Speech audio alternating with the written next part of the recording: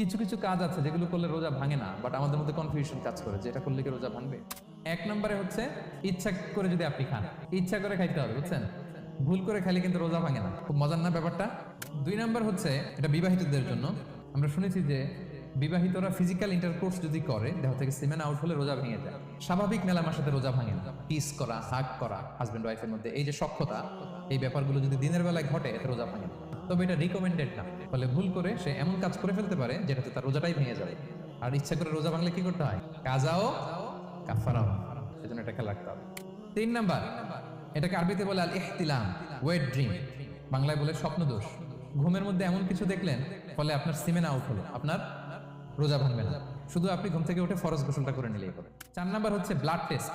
Blood test করা যায়, 1-2 syringe blood নিলে ভাঙে না। তবে যদি অনেক বেশি অ্যামাউন্টের ব্লাড নেয়, এতে যদি আপনি ক্লান্ত হয়ে পড়েন সেক্ষেত্রে আপনি রোজা ভাঙতে পারবেন, পরে কাজা করলে।